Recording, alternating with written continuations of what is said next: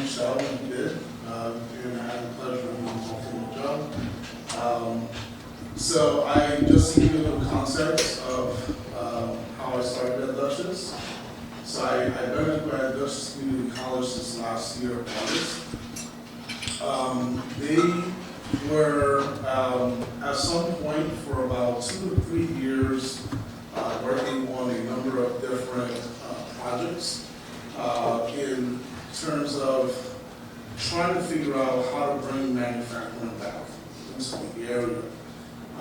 And I'm not sure of how many of you folks are originally from this area. I know I am not one of them. However, I have been up here since 2008. And I can tell you that for probably the first 12 to 13 years, I really did not know the existence of many manufacturing companies out here. And once I started meeting folks in the area, then I realized that there are more companies out here that care to be noticed or acknowledged or known about. So I think that as a community college, it's imperative, right, that we try to figure out ways of making sure that we have the ability, right, to be able to tap into our community, because, you know, there is strength in numbers, obviously, and also, very importantly, you want to make sure that you have the right collaboration and opportunities with local folks, okay? Because, you know, Dutchess Community College has been around since the 50s, I believe, and they did an excellent job at basically setting up relationships with local residents. But at that time, they were really setting up a lot of relationships relative to helping IBM grow. And so for those of you who may not know of this area and IBM's relationship, this pretty much became the secondary IBM hub, I think, to Hawthorne, is it? Right? And I think that there's some remnants of IBM up here. There are a lot of folks up here that still come from that community and that experience. So it's quite interesting because a number of those folks ended up in large part teaching at Dutchess Community College.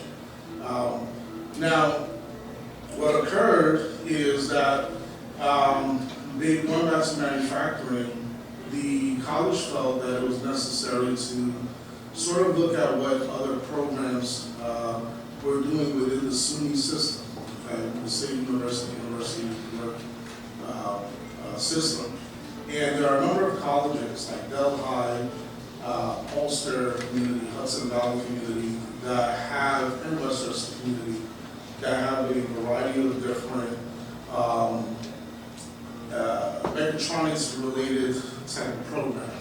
And so when folks, you know, really think about what mechatronics is, nobody really has an idea. Because in my opinion, it's really the incorrect term to use for an industry that is cross-disciplinary, interdisciplinary, and is very vast, offering a lot of different opportunities.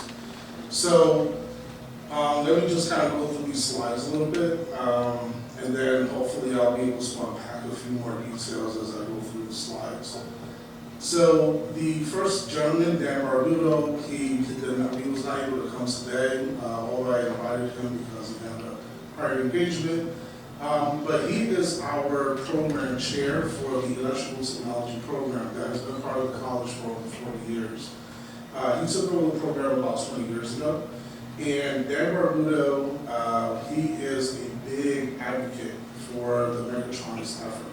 He, in fact, was the only person at the college prior to my arrival to actually consult the workforce development folks at the college, along with the leadership folks, as to what training equipment was needed to support the mechatronics effort. Okay, and you would hear me speak of the mechatronics effort as a project or an effort, not really as a program, because respectfully, we do not have a program under mechatronics.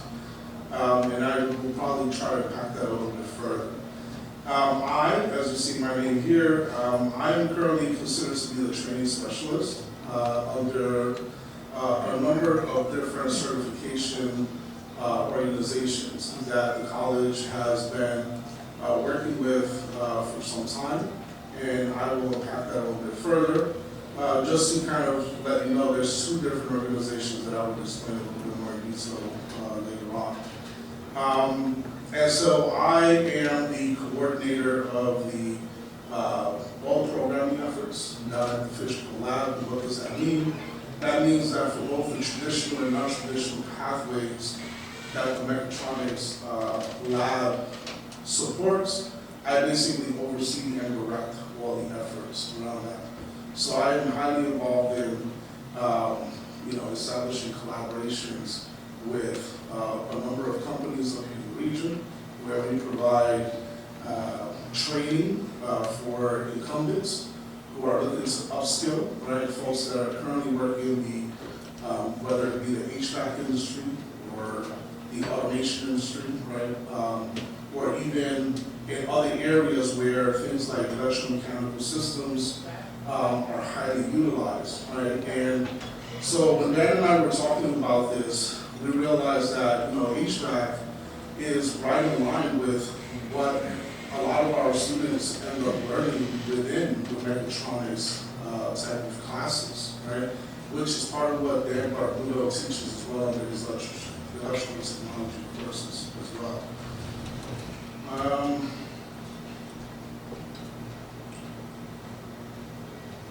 So you can see here, a few of these slides I'll sort of pass over. Well, these two slides are basically stating is really some of the collaborations that we have with both middle schools and high schools. Not only here specific to Dutchess County, but also in Ulster, Middletown, New York area, in Putnam, and down in Westchester as well. Specifically, we have a couple of relationships with a number of different BOCES programs. And also the P-TECH programs. So we actually are going to be starting a P-TECH program here, I think running out of Ketchum High School, starting this fall, in which students will do their first 2 years out of Ketchum. And the last 2 years, they will do out of DCC, out of our Fishkill facility. However, it's really taken 6 years worth of knowledge and information and compacting it into about 4 to 5 years for a select group of students. So that's going to be interesting to kind of see. Because I just want to say that one of the things that I find as a caveat to our industry, whether we're in whatever specialty we're in, as an educator, is that most folks associate,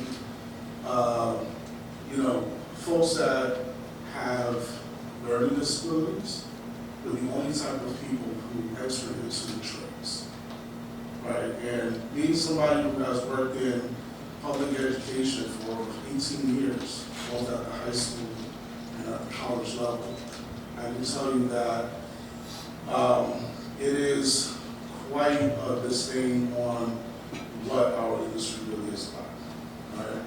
Because we try as educators to reach out to industry folks. So I'm kind of on both sides, right? Because I'm also an industry guy. And we try to help and educate industry folks as to the realities that we deal with and the challenges as educators. Oftentimes, a lot of these kids get pegged, right? So if a kid has an IEP at the high school level, they usually will get pegged as being somebody who should go to a vocational school or somebody who should go to the trades because they don't have the capacity to learn. And that is, quite honestly, very infuriating as an educator and as a professional. And I think that's something that I want to leave in the back of your minds, and I want to impress that upon you. So, as you guys are looking at future folks to hire, to help and support, to receive training and things of that nature, just be cognizant of some of the challenges that these folks end up enduring. Okay, that sort of becomes one of those undisclosed conversation pieces that nobody really wants to talk about. Okay, so I just want to really put that out there because I'm a huge advocate for making sure that our industry is successful and that we are doing the right thing by our younger people. Okay, and also to support our current folks as well, our industry. Okay, so typically what we do is that we'll invite students to come into our facility and they will check out our labs and they will check out like some of the training equipment and we'll do sort of a demonstration for them. And the idea is to sort of like incentivize them as to what we as a community college are trying to offer for the region. And it's been a very big challenge for us because again, DCC is known as the IBM, school, right? And to try to venture out into something that's unfamiliar is quite challenging because we actually recently had a change in leadership a few years back. So we have a new president of the school who has come with a number of different ideas. And unfortunately, a few folks that were there prior to him and were part of the whole COVID transition also decided to leave because they're not in full support of his vision and his mission. And again, it's just part of how things happen, right? Especially up in this region. We're seeing that there's an influx of many folks moving up from the city and other places.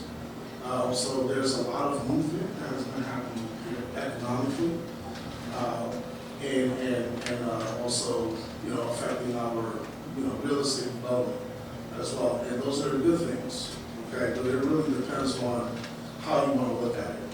And so what that really does is that it presents great opportunities for us, right, as industry folks and as educators, to be able to be challenged with, looking at new things, trying out new ideas, to prepare our younger folks for the next 20, 30 years. Especially in our industry, there are a lot of folks that are still in leadership roles that don't want to retire, and that don't want to let go, right, of their supposed legacy, and they don't want to share the knowledge either, which is quite frustrating because there's so much knowledge compacted in all of us, and again, it's one of those things that I encourage as an educator, even though you guys are leaders in your respective fields and you guys are doing fantastic things and you guys are specialists, but also realize that you are in a position of being an educator. You guys are also educators, okay? We all are. Because think about how it affects our own children at home, right? And when you want your child to be supported by a company leader, by that vice president, you would want to make sure that they understand, right, the specific needs and challenges as well. Just like you would be in a position to support others, okay? So some of the things that we currently are looking to do and that we do is we currently offer an associate's degree in electrical technology, which, as I mentioned before, has been around for about 40 plus years. Dan Barbudo does a fantastic job. However, it's a very small program. Not that it's super selective, but it's just that many folks don't really know about our program. And but Dan does a fantastic job not only of providing the proper education, which he tries very hard to be very current and contemporary to fit and meet the needs of industry, okay? But he also maintains and establishes new relationships with industry folks, okay? And I think, does anyone here have any affiliation or are members of Council of Industry? Has anyone ever heard of Council of Industry? So, 2 people. Okay. So Council of Industry is an organization that's been around for over 100 years up in this area. And they, if you look them up online, They're quite an interesting organization. They are comprised of many companies, and they do a lot of fantastic work in supporting companies to offer apprenticeships and pre-apprenticeships in all areas STEM. Okay? And you should check them out because DCC actually, sorry, DCC actually had collaborated with Council of Industry to be able to set up the Mechatronics Lab. All right? So to continue with where we currently offer not only the Associate's Degree in Electrical Technology, but we also offer a certificate, a 30 credit certificate in air conditioning and refrigeration. So in that phrase, air conditioning and refrigeration, do you hear anything that mentions controls, heating, or ventilation? Not at all. Right? Because it doesn't get touched. They've been offering that same certificate for 20 years. Okay, so what does that say about folks up here that would probably have a desire to enter our industry? They don't really know our industry, right?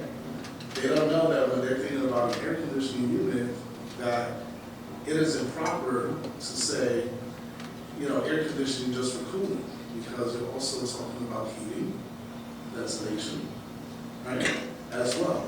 Okay, you're talking about maintenance, sensible energy, and all these different intricate technical concepts that a program like ours does not offer currently. So we are actually leveraging our ACR certificate program to work on creating full-fledged HVAC Associate's Degree program. Now, I have proposed to the college to go in two different directions. One direction is to go the traditional, recognizable AAS pathway, right, which is the Associates in Applied Science. Now, the issue with that is that that becomes part of the college's requirement to offer general ed courses, right? So history, little science, and all that is great. This is super important, right? However, there are some schools that actually have sort of recreated that formula and have created what's known as an AOS. Has anybody heard of that? AOS. Okay. So that stands for Associates in Occupational Studies. So what that basically means is those 15 to 20 credits that a typical AAS student would usually be required to take in elective, or prerequisite type courses, that gets completely eliminated. And it gets replaced with technical courses that are specific to that trade. So now you just open up an opportunity for a greater market of students who really want to get into that industry. But at first, we're discouraged because what was their attitude? I did horrible in high school, my math skills suck. My science skills, I don't even know how to spell physics, right? I don't even care for chemistry. Forget these, chemical formulas.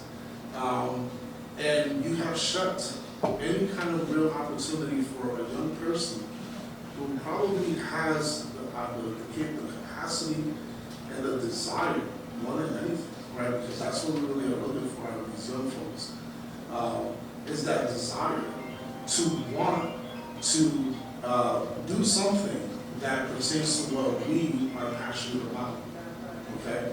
And I think that's true of any industry that you could think of, right? Whether it be business, accounting, finance, what have you. I think that we as adults, as professionals in our respective fields, we're looking for, young folks to really have a desire to want to enter into what we do and develop a passion for it. But we have to meet them where they're at. we have to understand, in order to do that, we have to understand their actual challenges, right? Because their lives are very different than what we experience at their age, okay? You know, I grew up in the 70s and the 80s. Like, my children at home could never relate and could never understand what I went through as a Manhattan, you know, born and raised boy, okay? Because they grew up here in the suburbs. Like, they have no idea what it was to grow up in Manhattan in the 80s. You see what I mean? So, and that was one of the things that I learned as an educator a long time ago. Because as many of us who are engineers, when we go into education at the beginning, we go in with a certain lens, critical lens. We really don't understand the nuances and the challenges that the educational industry really deals with, right, on a day-to-day. Now, I'm not talking about from a global, political, bureaucratic, general level, where people just want to have sidebar conversations and have a drink or two and say, no, the educational system is not working, it's failing, it sucks, and you can be critical all day long. But don't talk the shit if you're not in it. It's that simple. And forgive my French, but that's me expressing the level of passion / frustration that I have had to deal with being in the world of public education. Okay? Both at the high school and the college level.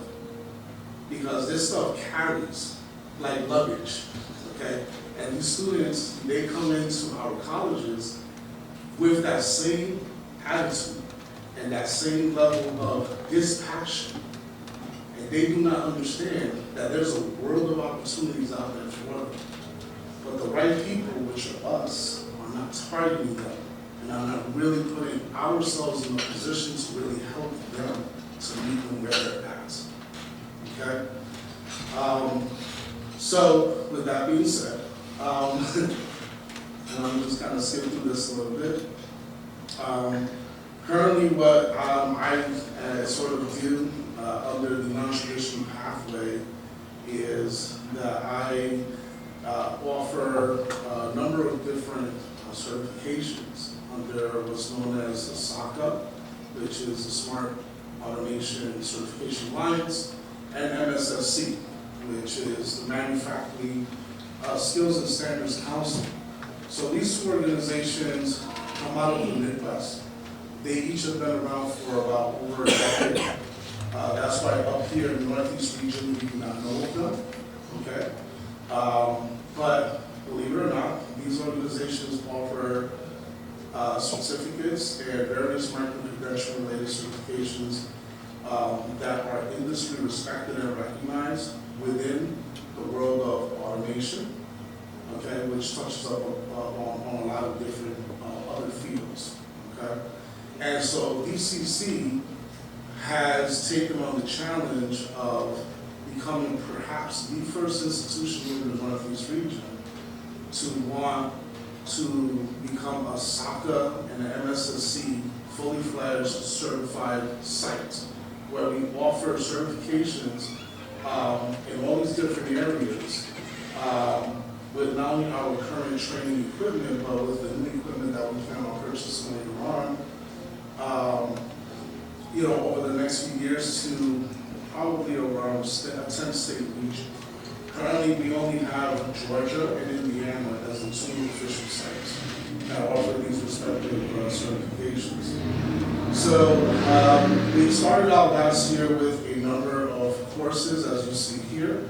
We're calling them credit-free, but in reality, they're not credit-free. They're just credit-free under the sense of the non-traditional pathway. Because traditionally, we offer 3 credits per course, and many schools under their continuing education structure, they'll offer micro-credentials or various certificates or certifications. DCC does it a little different. We have the workforce development group that handles a large part all of the relationships with various companies providing training and, like for AutoCAD or for the security guard certification, whatever the case is. And part of that structure allows us to be able to utilize and leverage some of their mechanisms to be able to continue that, that sort of methodology to support new programs that we're looking to implement. So currently, even though we have the mechatronics lab that offers these courses, as you see here, from AC/DC down to PLC wiring and controls, but we're actually looking to offer a number of other courses as well.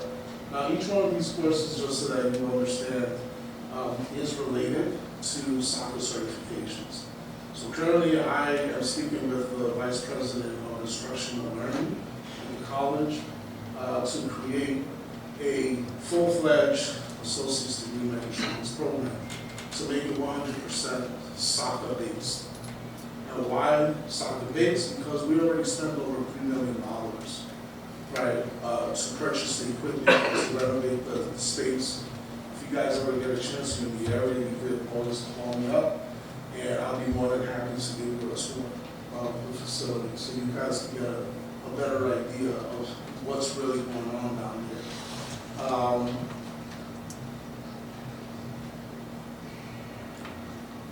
Now, part of the traditional, or the non-traditional pathways offer really flexibility, as you see here, not only to our traditional students, but also to non-traditional folks who don't care to want to go back to school, even folks like yourselves. Don't think that just because you're an engineer, you're above this. You might actually want to review your knowledge on SCPLC programming and wiring and controls, right? So you might see something like this and you might actually say, you know, I think I have the time for from that. Because our courses are structured in such a way that there's the virtual theoretical approach that's fully supported with the hands-on lab component. Now, we require that as a student, whether you're either which path you go through, whether it's traditional or non-traditional, you are required to come and use our lab equipment to perform all the lab activities and skills. And you do actually get tested according to soccer certifications and their assessments. So you actually come out with a soccer certificate. Okay? I only have a few more slides. Now this is just showcasing, just to kind of give you a little illustration of some of the certification bodies. So I mentioned MSSC, and this right here just it showcases one of our trainers that actually is an assessment tool to offer what's known as the Certified Production Technician certificate, and also the Certified Production Technician advanced level as well. So believe it or not, I can teach an entire course out of this trainer with comprised of over 100 lessons and 84 labs from this trainer alone. Okay. Now the company, if you're interested, that we purchased this equipment from is Amateur. They've been around for over 60 years. I actually had a chance to go down there a few months ago. Fantastic facility. Actually started off as a mom and pop shop, and Dad was one who was fixing equipment, and Honda had hired him at that time to develop trainers for their workers. So the blue color that you see there is actually their patented color that Amateur ended up purchasing from Honda. So it's known, I think, as Honda blue. The other organization is SOCA that I mentioned before, and this organization is very interesting because they offer over 50 different medical credentials, of which if you stack them in a particular arrangement, you will see that it falls under 10 different major certificates. And again, they've been doing it for over 10 years, and all their exams are free. So you might want to ask, well, how young does a person have to be, or old enough that there has to be able to engage in a process like this? And the age restriction, I think, starts at like 13. So you actually have those two students getting certified, like legitimately certified with some of the certifications at the basic level. So if you think about